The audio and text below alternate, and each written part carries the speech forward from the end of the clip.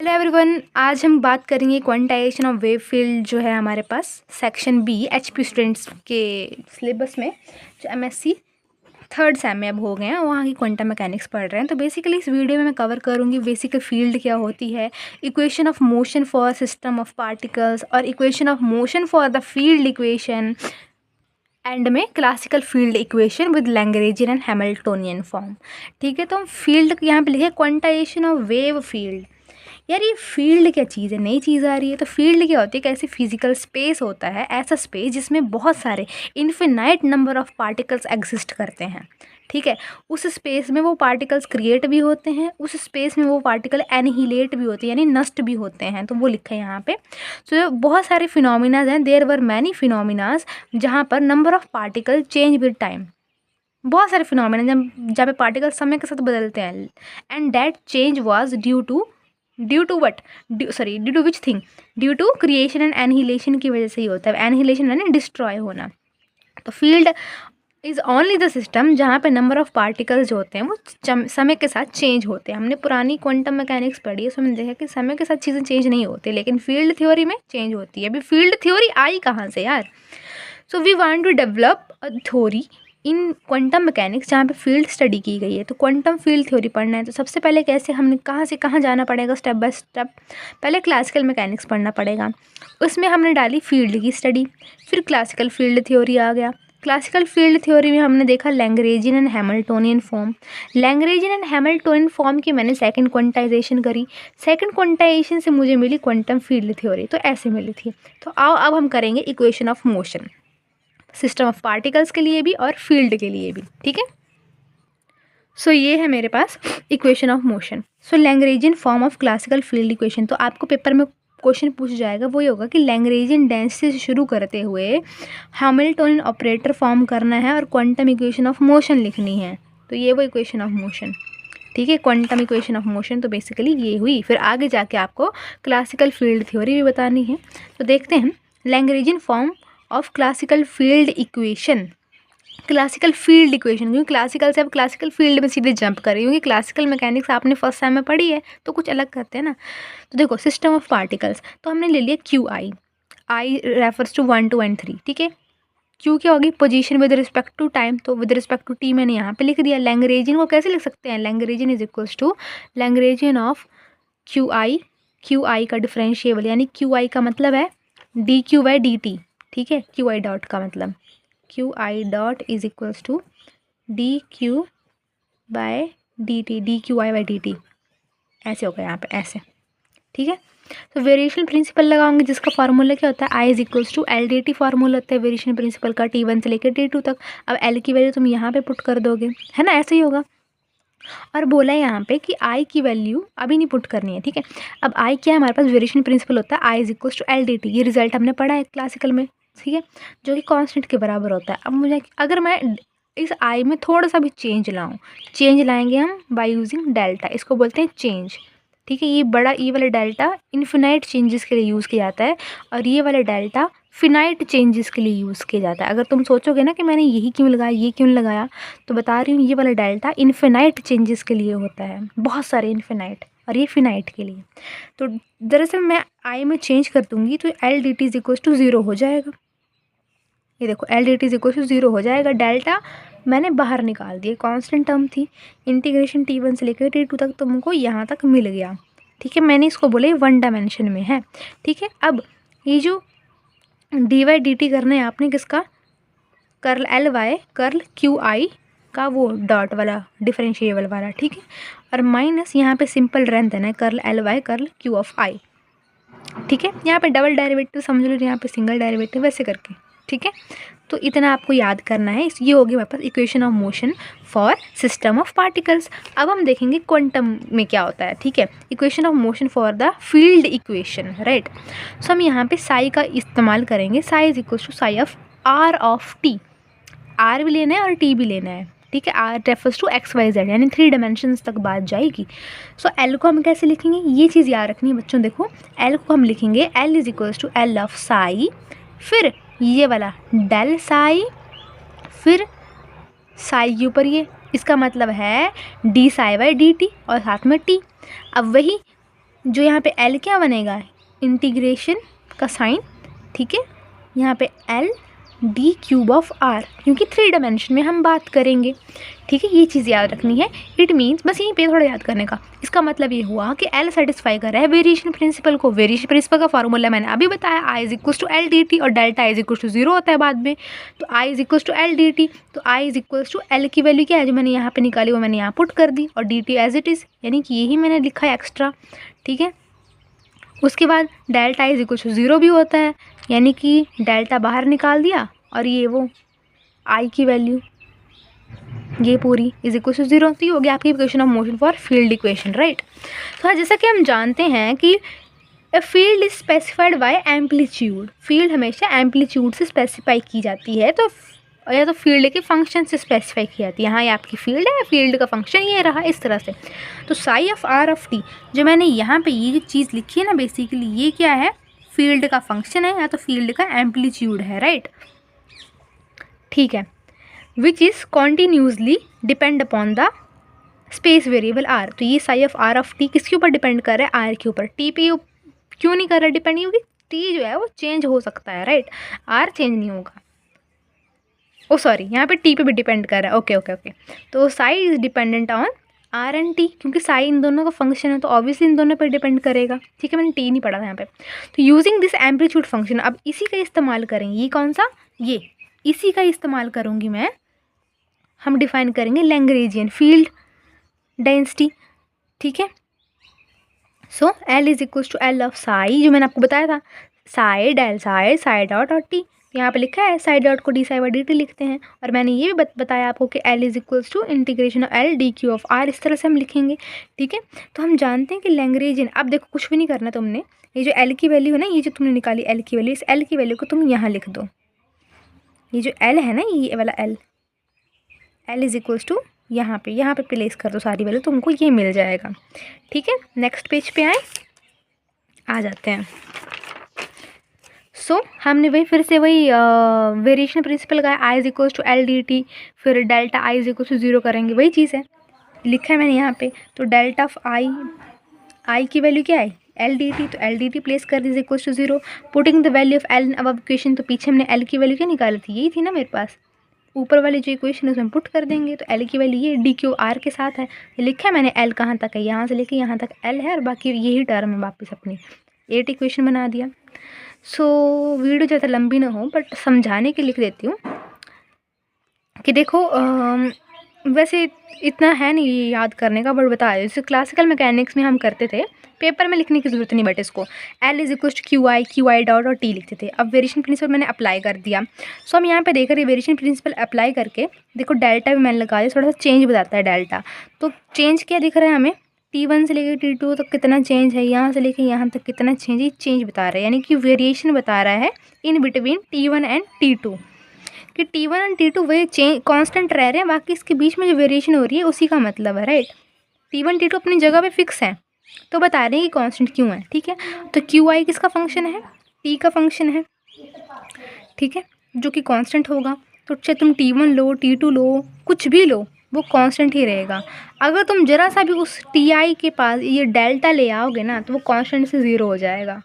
इस समझाने का मतलब क्या है, तुम सोच रहे मैंने समझाया क्यों, ये चीज़ वो थी कि जैसे लिखते हैं ना I is equals to L D T, अब मुझे जरा सा मैं चेंज लेके आई ना आई पे, तो ये सारा 0 हो गया।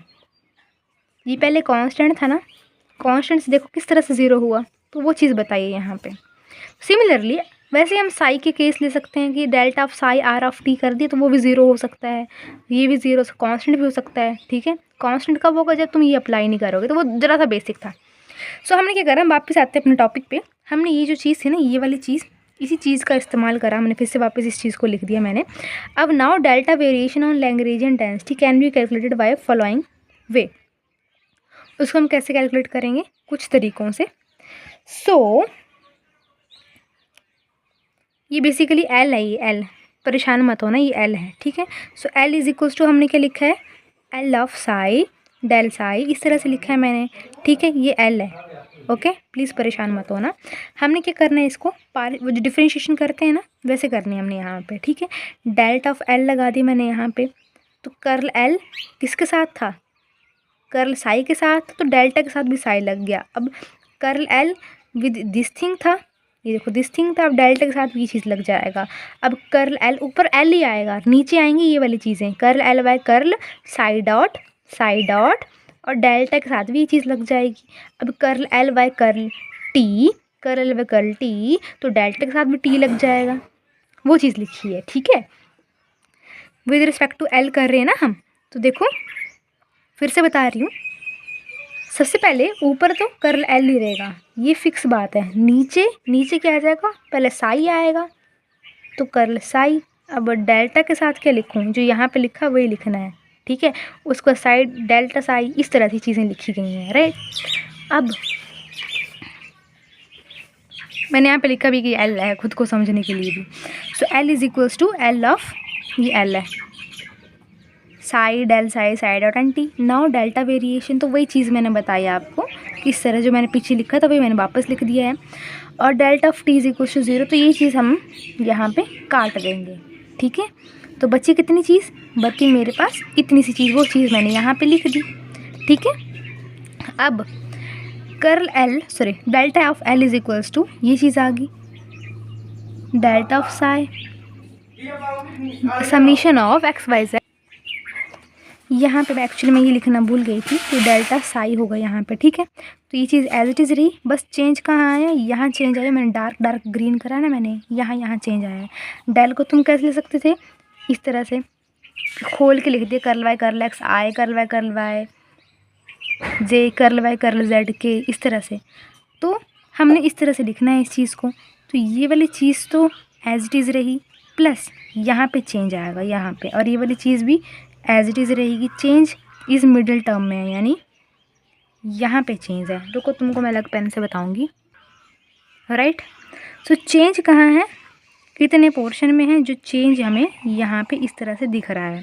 हमने करा क्या, यहाँ पे डेल लिखा है तो समीशन ले लिया हमने, एक्स वाई जेड पहले से लिख दिया, curl L Y curl psi Y curl X ही लिखा हमने, सिर्फ X, not X Y Z, क्योंकि एक्स वाई जेड हम समीशन पहले ले चुके थे। अब नीचे तो कुछ लिखना था मुझे, तो मैंने एक्स चूज़ कर लिया। तुम वाई और जेड भी चूज़ कर सकते हो, तुम्हारी अपनी मर्जी है, ठीक है।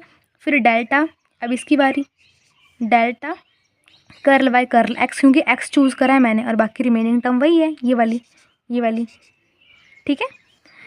फिर से बताती हूँ, नहीं समझ आ रहा तो फिर से बताती हूँ, कोई बात नहीं। समीशन ले लिया मैंने, डेल का मतलब हमने समीशन ले लिया एक्स वाई जेड के, सारे टर्म्स में इकट्ठी कर दूंगी, ठीक है। अब कर्ल एल मैंने यहाँ लिख दिया, कर्ल, और इसको डेल साई को कैसे लिखूंगी, कर्ल वाई कर्ल एक्स। ऐसा तो मुझे लिखना चाहिए था curl Y curl X plus curl Y curl Z, but for X और वाई एंड जेड के लिए मैंने समीशन लगा दिया है, ठीक है। मैंने यहाँ पे भी लिखा हुआ है। सो अब मुझे कुछ तो लिखना ही है। तुम सोचोगे मैं सिर्फ कर्ल वाई लिखूँ, तो ऐसा थोड़ा चलेगा, कर्ल एक्स साथ में कुछ तो लिखना पड़ेगा, तभी तो बात बनेगी। तो कर्ल वाई कर्ल एक्स मैंने चूज़ कर दी, तुम यहाँ से एक्स वाई जेड कुछ भी चूज़ कर लो, ठीक है। मैंने यहाँ पे एक्स चूज़ करा, तो मैं यहाँ भाई एक्स ही लिखूँगी। तुमने बाई लिखना तुम बाई लिखो, वो तुम्हारी मर्जी, कुछ गलत नहीं होगा। तो हम जानते हैं कि जो अबव टर्म्स हैं इनको हम लिख कैसे सकते हैं। देखो अगर आपके पास यहाँ पे था, ये वाली टर्म देख रहे हैं, delta of curl Y curl psi Y curl X है, ठीक है। तो इसको तुम कैसे ले सकते हो, कर्ल वाई कर्ल एक्स और डेल्टा साई इकट्ठा कर दो। अब साई डॉट होगा, साई डॉट का मतलब होता है D psi by D T. अब इसको तुम कैसे ले सकते हो, इस तरह से D by D T del psi, बस साई के साथ लिख दिया और कुछ भी नहीं करा। तो ये चीज़ें जो हैं पुट कर देखिए, यहाँ पुट हो जाएगी, और एक आपके पास कहाँ पुट हो जाएगी, यहाँ पुट हो जाएगी, तो पुट कर दो। तो भाई मैंने ग्रीन पेन से लिखा है कि हाँ भाई मैंने यहाँ पे ये लिखा, ठीक है। जो मैंने पुट करा वो मैंने, ये देखो ये पुट करा वो मैंने, ठीक है। अब हम करेंगे ट्रिक। अब हो गया हमारा क्वेश्चन ख़त्म। अब बताती हूँ ट्रिक, तुमको खुशी दे देती हूँ थोड़ी सी मैं।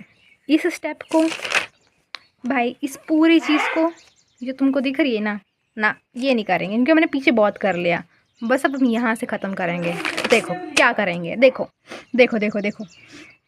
ये जो हमारे पास इक्वेशन बन गई ना हमारे पास, curl L by curl side same है, X Y Z curl L by curl X same है, ये भी सेम है, पूरी वही टर्म उतार दिए। बस फ़र्क इतना है कि ये वाली वैल्यू जो मैंने निकाली ना, delta of L is equals to, हम पुट कर देंगे इक्वेशन नंबर 10 में। तो इक्वेशन नंबर 10 क्या है आपके पास, ये है इक्वेशन 10। अरे जो मैंने यहाँ पे लिखी थी ये वाली इक्वेशन जो बेसिक पढ़ते आ रहे थे वही, एल की वैल्यू तुम यहाँ पे लिख दो, बस वही फ़र्क है ना, एल की वैल्यू लिख दो, ठीक है। सो देखो यहाँ पे तुम देख पा रहे होगे, ये देखो बस एल की वैल्यू पुट करनी है मैंने, सॉरी एल की नहीं, जो हमने डेल्टा एल निकाला, डेल्टा एल तो मेरे पास ये रहा, डेल्टा एल तो मेरे पास ये रहा। अब डेल्टा एल में सारी वैल्यू ऐसे पूरी घुसा दो बीच में। फ़र्क क्या आया तुम्हारे पास, बस ये चीज़ एक्स्ट्रा डाली और ये चीज़ एक्स्ट्रा डाली और ये चीज़ एक्स्ट्रा डली, एक्स्ट्रा मतलब पीछे से डली, बाकी तो टर्म वही है ना अपने पास ये वाली, तो मैंने पुट कर दी इक्वेशन पूरी की पूरी वैसे पुट कर दी। अब हम जाएंगे नेक्स्ट लास्ट स्टेप में, यही चीज़ मैंने आगे फिर से लिखी है, ठीक है।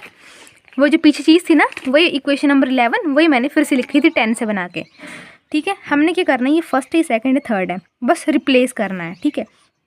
इस चीज़ को इस साइड लिख देना है और इस वाली चीज़ को इस तरफ, मतलब एक इस तरफ एक इस तरफ, ऐसे अदला बदली कर देनी है। और जब अदला बदली होगी ना तो पॉजिटिव बोलेगा मुझे भी नेगेटिव हो रहा है, गलत काम हो रहा है, चीटिंग हो रही है, तुमने पूरी डिफरेंशिएशन सॉल्व नहीं करी, चीटिंग हो रही है, तो वो नेगेटिव हो जाएगा, ठीक है। ये नेगेटिव हो गया, देखो यहाँ पे भी ये नेगेटिव ग्रीन पेन से लिखा है ना मैंने, ये नेगेटिव हो गया, ठीक है। ये चीज़ सेम एज इट इज़ रही, ये एक्स वाई जेड समीशन ये वैसे रहेगा। फ़र्क क्या हुआ, ये curl X del psi change हो जाएगा, यानी कि ये इतना सा चेंज होगा, इतना सा, डेल्टा साई इधर रहेगा, डेल्टा साई इधर रहा, बस इस एक्स को इधर भेज दिया और इसको इधर भेज दिया, देखो चेंज कर दिया हमने position. Similarly D by D T को इधर भेज दिया और इस वाली टर्म को इधर भेज दिया, डेल्टा साई अपनी जगह फिक्स रहा, ये चीज़ एज इट इज़, बस हो गया तुम्हारा solve. Curl L by curl Sai लिख दो, तुम कैसे लिख सकते हो, हमने क्या करा, डेल्टा ऑफ साई को हमने कॉमन लेके बाहर कर दिया, कॉमन लेके हमने बाहर कर दिया इक्वल्स टू 0। अब मैंने बोला था कि psi of are of T किसके बराबर होगा, 0 के बराबर होगा। सो हम इसको भी हटा के इसको 0 लिख देंगे और ये आपके पास क्लासिकल फील्ड इक्वेशन आ जाएगी। थैंक्स मी लेटर कि तुमको डिफरेंशिएशन से मैंने बचा दिया। तो इन लैग्रेंजियन डेंसिटी ये जो टर्म है L of psi del psi dot T, so it is also known as Lagrangian form of classical field equation, Euler form of equation of classical field. तो हमको फिर भी अगर क्यूरियोसिटी है जानने की कि मैंने पीछे क्या करा है, तो तुम खुद ही देख लो, मैंने डिफरेंशिएशन सॉल्व करी हुई बेसिकली, तुम देख लो, अगर तुमको करनी है खुद से सॉल्व तो तुम कर लो। मैंने तो बताया कि जल्दी जल्दी हो जाएगा क्योंकि हमने पीछे बहुत ज़्यादा पढ़ लिया है, इसलिए आई डोंट थिंक कि मुझे इतना करने की ज़रूरत है। 8 नंबर का आएगा ये, वैसे मुझे लगता है, हाँ 8 का आएगा। देखो ये है हमारे पास, ठीक है, जिसको समझना है वो समझ ले, देखो इस तरह से स्क्रीनशॉट लेके देख ले, आसान है, डिफरेंशिएशन ही कर रही, कुछ भी नहीं करा है। समझाओगे तो मैं भी सकती थी बट मैंने अपनी ट्रिक यूज़ करी है, तो मेरा मकसद है ट्रिक को बताना है। सब डिफरेंशिएशन करिए जो हम कर सकते हैं पहले भी, ठीक है। तो इस तरह से होगा ये, एंड देन यहाँ से ये होगा। बस तुमने याद रखना, जो मेरी तरह बच्चे हैं, बस यहाँ से सीधे तुमने ट्रिक लगानी है। ट्रिक क्या लगाई, इस वाले टर्म को और इस वाले टर्म को रिप्लेस कर दिया, इस वाले टर्म को इस टर्म को रिप्लेस कर दिया और आंसर तुम्हारा आ गया। ये देखो आंसर आ गया। Thank you.